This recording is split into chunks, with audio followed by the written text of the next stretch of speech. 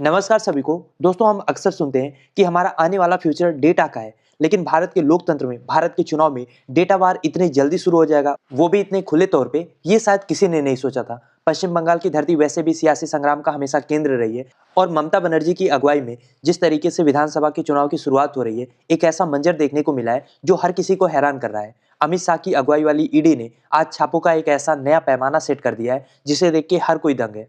अब तक हमने आपने ये तो सुना था कि ईडी विपक्षी नेताओं के पैसे जब्त कर लेती है, उनको जेल में डाल देती है, उनका जो फाइनेंशियल पाइपलाइन है उसको तोड़ती है। लेकिन शायद आपने ये कभी नहीं सुना होगा कि कोई जांच एजेंसी किसी राजनीतिक पार्टी का जो इलेक्शन डेटा है, जो उनके उम्मीदवारों का सीक्रेट लिस्ट है, उनका जो इलेक्शन स्ट्रेटजी है, उसकी फाइलें चोरी करने लगे, उसको जब्त करने की कोशिश शुरू कर दे। इसीलिए आज जो कोलकाता में हुआ है उसको लोग इमरजेंसी से भी 2 कदम आगे की चीज बता रहे हैं। और जैसा कि आपको पता है, बंगाल में विधानसभा का चुनाव शुरू होने वाला है। यहाँ पे बीजेपी और टीएमसी के बीच में सीधी टक्कर है। तो ऐसा तो हो नहीं सकता कि ईडी की वहां पे कोई भूमिका ही ना हो। और इसी कड़ी में ईडी के स्पेशल स्क्वाड ने ममता बनर्जी के पॉलिटिकल कंसल्टेंट प्रतीक जैन के दफ्तर पे छापा मारा। अब ईडी के अनुसार उनके निशाने पे बैंक खाते और जो फाइनेंशियल ट्रांजैक्शन है वो था। लेकिन आरोप ईडी पे ये लग रहा है कि इनकी नजरें टीएमसी का जो डिजिटल ब्लूप्रिंट था, जिसमें उन्होंने चुनाव जीतने के लिए पूरी स्ट्रेटजी बना रखी थी, उस पर था, और उसे किसी भी कीमत पर ईडी हासिल करना चाहती थी। तो आइए हम आसान भाषा में समझते हैं कि आखिर दफ्तर में हुआ क्या, पूरा मामला है क्या। तो देखिए, सबसे पहली बात कि ईडी के निशाने पे थी आईपैक, यानी कि इंडियन पॉलिटिकल एक्शन कमेटी की टीम और उनके प्रमुख प्रतीक जैन। और ये वही कंपनी है जो पहले प्रशांत किशोर के नेतृत्व में ममता बनर्जी के लिए काम करती थी, लेकिन अब उनके जाने के बाद प्रतीक जैन इसकी कमान संभाल रहे थे। ईडी का कहना था कि उन्हें कोयला घोटाले से जुड़े हुए हवाला के पैसे का सुराग मिला है जो इस कंपनी तक पहुंचता है, और इसी मनी लॉन्ड्रिंग के शक में ये छापेमारी शुरू की गई। लेकिन जैसे ही कार्रवाई शुरू हुई, दफ्तर के कर्मचारियों ने आरोप लगाया कि अधिकारी इनकम टैक्स रिटर्न या बैंक स्टेटमेंट देखने की बजाय उस लैपटॉप और पेनड्राइव में दिलचस्पी ले रहे थे जिसमें कैंडिडेट की short listing, seat wise strategy, ये सारी चीजें जो टीएमसी ने विधानसभा चुनाव के लिए बना रखी थी, वो सब मौजूद था। और फिर क्या था, जैसे ही इस छापे की खबर ममता बनर्जी को लगी, माहौल पूरी तरीके से बदल गया। जैसे एक शेरनी अपने इलाके की रक्षा के लिए निकलती है, ठीक उसी अंदाज में बंगाल की मुख्यमंत्री अपने काफिले के साथ वहां मौके पे पहुंची। वहां जो भी हुआ वो सारा कुछ कैमरे में कैद हो गया। एक तरफ देश की सबसे ताकतवर जांच एजेंसी और दूसरी तरफ एक राज्य की मुख्यमंत्री।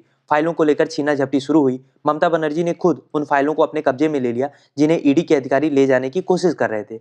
उसके बाद ममता बनर्जी ने मौके पे ही वो फाइल सामने लेकर आए और पत्रकारों के सामने माइक संभालते हुए केंद्र सरकार और गृह मंत्री अमित शाह पर सीधा हमला बोलना शुरू किया।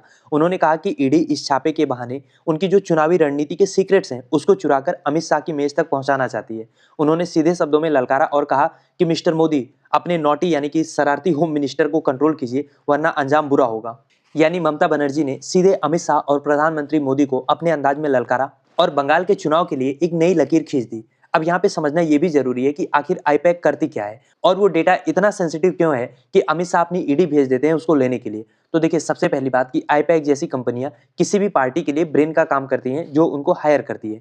वो तय करती हैं कि किस सीट पे किसका टिकट काटना है, किस विधायक के खिलाफ जनता में नाराजगी है, कौन सा नैरेटिव जनता के बीच में चल सकता है। बेसिकली जो डेटा का काम होता है, जिसके बेसिस पे पार्टी अपनी डिसीजन लेती है, वो सारी चीजें ये कंपनी मैनेज करती है। अब आप सोचो, अगर किसी विपक्षी पार्टी के हाथ ये किसी दूसरी पार्टी का डेटा लग जाएगा तो फिर स्ट्रेटजी बनाने का मतलब ही क्या निकलेगा। और इसीलिए ममता बनर्जी का गुस्सा सातवें आसमान पर था। उनका आरोप है कि बीजेपी अपने इंटरनल सर्वे में हार रही है, इसीलिए वो अब जांच एजेंसियों के जरिए डेटा चोरी करने पर उतर आई है।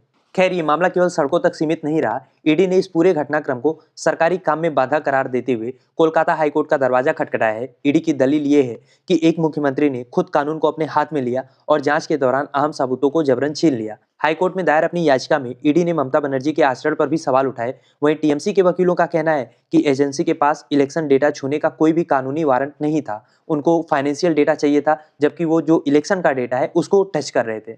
कानूनन ईडी सिर्फ वित्तीय गड़बड़ियों का जांच कर सकती है, किसी पार्टी का प्राइवेट जो पॉलिटिकल स्ट्रेटजी है उसको थोड़ी देख सकती है। अब ये बात भी सही है, लेकिन देखना यह है कि हाई कोर्ट इसको कैसे देखता है। उसके फैसले पे डिपेंड करेगा कि छापेमारी जायज थी या मुख्यमंत्री का हस्तक्षेप करना जायज था। हालांकि अगर हम इतिहास देखें, डेटा देखें, तो जो ईडी का कन्विक्शन रेट है वो 1% से भी कम है। कम है, आई मीन बहुत कम है, 0.03% है। इसके अलावा जिस राज्य में भी चुनाव होता है वहाँ ये जिस रफ्तार से एक्टिव होते हैं वो भी इनकी कार्यशैली पे संदेह खड़ा करता है। जब दिल्ली में चुनाव रहता है तो इनको सारी कमियां केजरीवाल में नजर आती हैं, कर्नाटक में चुनाव होगा तो वहां एक्टिव हो जाएंगे, बिहार में चुनाव होगा तो लालू परिवार को नोटिस देना शुरू करते हैं, और जैसे ही चुनाव खत्म होता है वो केस किस ठंडे बस्ते में चला जाता है किसी को पता नहीं चलता। अब देखना यह है कि ईडी का ये खेल बंगाल में कितना सक्सेस होता है। जानकारों की माने तो अमित शाह के लिए बंगाल जीतना सिर्फ एक चुनाव जीतना नहीं है बल्कि उनकी प्रतिष्ठा की लड़ाई है। और बीजेपी अपने इंटरनल सर्वे में किसी भी हाल में जो चुनाव जीतने का जादुई आंकड़ा है 148 सीटें, वहां तक नहीं पहुंच रही है।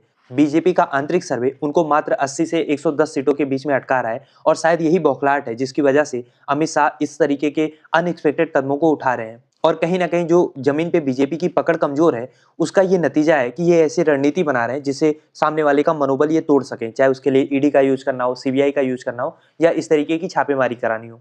हालांकि हर तरीके से जो आज हमारे लोकतंत्र में हो रहा है, चुनाव से पहले जिस तरीके से इन एजेंसियों को एक्टिव किया जाता है, ये वेपनाइजेशन ऑफ एजेंसीज दरअसल हमारे लोकतंत्र को बहुत बुरी तरीके से डैमेज कर रहे हैं। और शायद ये जो नया ट्रेंड बीजेपी ने शुरू किया है, जब ये सत्ता से बाहर होंगे तब भी ये ट्रेंड ना रुक पाए और तब ये इनके अगेंस्ट भी यूज हो सकता है, ये बात ये लोग भूल जाते हैं। चर्चाएं तो यहाँ तक चल रही हैं कि ईडी ने जानबूझ के वो समय चुना छापेमारी के लिए जब दफ्तर में कोई शीर्ष नेतृत्व मौजूद ना रहे और वो आसानी से जो उन्हें डेटा चाहिए उसका क्लोन बना सके, उसको ले सके।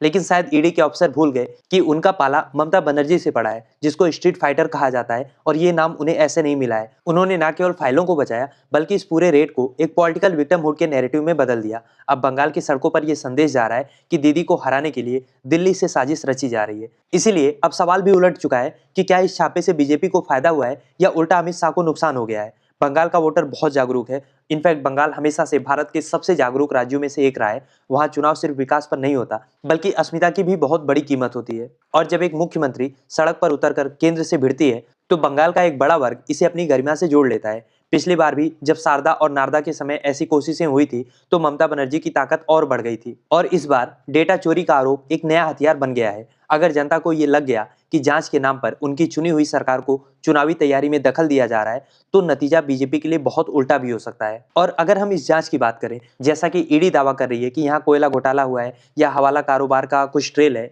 इस तरीके का जो आरोप है वो सीधे तौर पे राज्य की अर्थव्यवस्था और प्रशासन को कटघरे में खड़ा करता है। और सवालों से ऊपर ममता बनर्जी या टीएमसी भी नहीं है, उनको भी जनता का जवाब देना होगा। लेकिन आप सोच के देखो कि ये काम ठीक चुनाव से पहले ही ईडी ने क्यों शुरू किया, क्योंकि एफआईआर तो 2020 की लिखी गई है। 5 सालों तक इन्होंने क्या किया उसका कोई टाइमलाइन है कि हाँ इस तरीके से ये जांच कर रहे थे। फिर अचानक से इनको कौन सी लीड मिल गई जिसकी वजह से इन्हें चुनाव से ठीक पहले छापा मारना शुरू करना पड़ रहा है। ये काम चुनाव के बाद भी हो सकता था या चुनाव से बहुत पहले भी हो सकता था। इसीलिए केंद्र सरकार और उसकी एजेंसियों की जो क्रेडिबिलिटी है उस पर भी ठीक ठाक दाग लग रहे हैं। ऐसा कोई भी भारतीय नहीं होगा जो भ्रष्टाचार पे कार्रवाई नहीं चाहता, क्योंकि भ्रष्टाचार से हर कोई परेशान है। लेकिन भ्रष्टाचार के नाम पे अगर आप भारत का जो फेडरलिज्म है, जो हमारा संघीय ढांचा है, उस पे हमला करेंगे तो जनता इतनी भी मूर्ख नहीं है कि ये चीजें उसे नहीं दिखेंगी। और आज की इस घटना से लग रहा है कि जांच एजेंसियों की लक्ष्मण रेखा पूरी तरीके से खत्म हो चुकी है और भ्रष्टाचार के जांच के नाम पे ये किसी भी हद तक जाने को तैयार है, चाहे उसमें इन्हें किसी पार्टी की चुनावी रणनीति की फाइलें ही क्यों ना उठानी पड़े, उसको ही क्यों ना जब्त करना पड़े। तो कुल मिला जुला के लोकतंत्र में जो एक लेवल प्लेइंग फील्ड नाम की चिड़िया होती है उसको बीजेपी ने उड़ा दिया है। सारा पैसा भी बीजेपी के पास हो, एसआईआर भी ये करा के अपने हिसाब से नाम कटवा लें, चुनाव आयोग में जो मुख्य चुनाव आयुक्त है उसको भी यही चुनेंगे। वोट चोरी का तो आरोप है ही है, लेकिन इतना सब कुछ भी काफी नहीं है। अब इन्हें अपने सामने वाली पार्टी की जो स्ट्रेटजी है वो भी चुरानी है, वो भी सरकारी मशीनरी के जरिए। तो कैसे ये लेवल प्लेइंग फील्ड रह गया, ये आप खुद सोचिए। और एक सवाल भी है आपके लिए, क्या आपको लगता है कि ममता बनर्जी ने जांच में बाधा डाला है, या आपको लगता है कि ईडी को रोकना, कहीं ना कहीं उसकी लिमिट सेट करना बहुत ज्यादा जरूरी था और ये सही एग्जांपल ममता बनर्जी ने सेट किया है? जो भी आपकी राय है लिखिए उसको कमेंट बॉक्स में।